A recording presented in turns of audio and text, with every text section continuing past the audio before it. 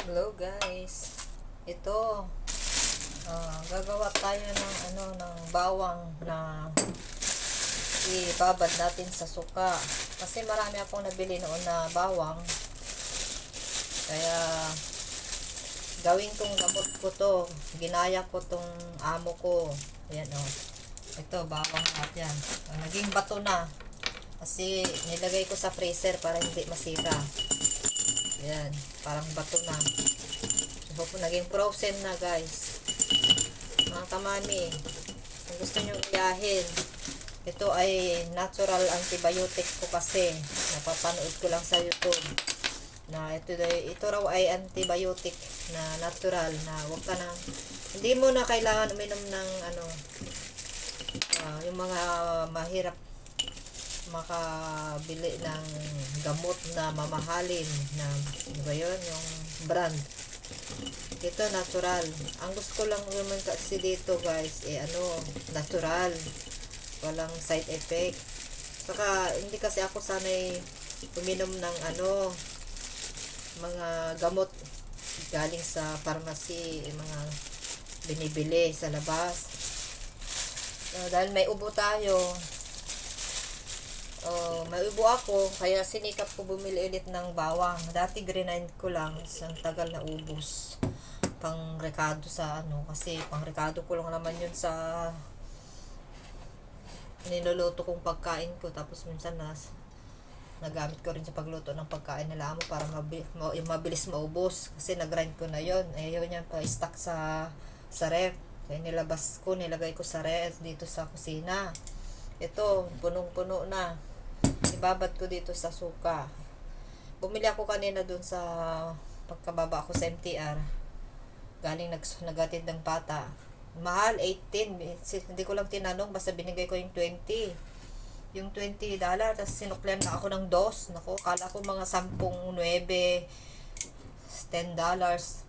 Wag na, sabi ko, buti na lang pumayag siya. Kinuha niya ulit yung suka na ganito din. White vinegar. Rice vinegar. Yun. Bumili ako dito sa malapit sa amin, market. Kaya yan. 10 lang. Meron naman 13, meron naman 18, meron naman 23. Iba-iba yung price. May mahal na suka, meron din mo. Ito yung pinakamura. Meron mas maliit, ewan ko lang magkano yun. Baka yun ang 7, ganun, mga 5. Pero hindi kasya, sabi ko, kaya malaki ang kailangan ko. Kaya ito, ibabad ko dito, ilagay ko dito, ibuhos ko dito para makababad tayo ng kinakain ko to guys. Ito yung una kong binabad. Nag-itim-itim siya kasi kulang yung suka. Nasa pa ibabaw dati mga yan. Nakain ko na yung mga iba. Kaya salamat na lang at nakakatulong din kasi nakakatulog naman ako. Bira lang naman ako mag-ubo pero meron pa din ako ubo pero hindi gaano yung sobrang tate. Pag nakain lang ako ng maalat, yun. Tapos buti na lang nakakatulog ako. Nag-ubo ako madaling araw na yun na nagmagan na yung ko. Wala nang kailangan ko uminom ng tubig kasi nag-ihi ako, ma-dehydrate tayo pag matutulog tayo, na dehydrate din daw tayo pag nag-ihi ka na dehydrate, kaya natutuyuan na yung lalamunan ko, kaya doon ako nag-ubo pag madaling araw na. Pero pag nakainom naman ako, naihi na naman ako, nagigising naman yung ihi ko, hindi na yung ubo ko kasi nakainom na ako. Ayan, may sobra tayong suka para may pangpaksiw. Kailangan lagyan ko sana ng asukal. Dapat. Pero dito ko na lang lagyan ng asukal. Bababa na yun. Tapos matutunaw na lang. So, ganyan guys. Yan ang natural dapat tinanggal ko to. Kailangan hindi dapat tanggalin. Para matakpan ko. Ayan. So, yan guys. Kinakain ng amo ko ng ganito. Meron silang ganito. Ginaya ko lang. Binababad daw ng mama niya. Kasi dinadala niya dito. Bakit na naubos yung nila? Kala ko pang rekado. kinakain talaga pag habang kumakain sila ng tanghalian. Basta once a day kumakain sila ng 2 piraso.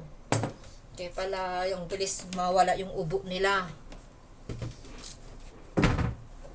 So maglagay tayo ng asukal guys. Para pang pa-balance dun sa asim. Kaya pala medyo matamis yung hinigop ko na ganito nila. May asukal. Kaya ginaya ko na rin. Pag makita ni amo ko to, matutuwa.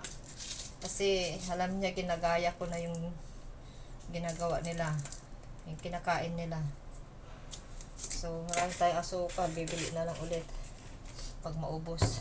Pag magawa ako na ano. Puto. Yan. So, natural na ano. Natural na gamot ko to. Kung gusto nyong gayahin, masarap siya guys. Kaso kailangan mo mag-toothbrush pagkatapos mong kumain. Kasi syempre maanghang. Saka yung amoy. Pero masasanay ka din yung lasa. Masasanay ka din. Kumakain din ako nito dati sa Saudi. Pero yung ginagawa ko, nilunok ko lang. Hinihiwa ko lang ng malitas, nilunok ko na. Kasi ayaw ko ngat-ngatin. Ngayon, pag nababad pala, crunchy siya sa malasaan mo yung suka. Saka medyo matamis-tamis. Para siyang pickled. Pickled pala to, pickled na garlic. So, pangalanan natin na pickled garlic. Natural na gamot. Antibacterial or antibiotic. So, doon na yung asukal. Matutunaw na lang yan. Hayaan na lang natin, guys. Malamig kasi yung frozen yung frozen yung nilagay nating garlic galing sa freezer. Ayan. Kahit hindi ka na bibili ng ganito na lang gawin niyo. Pwede rin pang-ricado to kasi pag minsan naubusan kami dun sa pag-ricado na fresh, pinapakuha ako na amo dun sa kanila yung ganito ng 1 piraso, 2 pag gaano ka magluto, paano mo kailangan ilang piraso yung kailangan mo, pwede ka na magkuha kasi kaysa yung masisira dyan. Maganda rin to preservative. Mabango siya, maamoy siya pag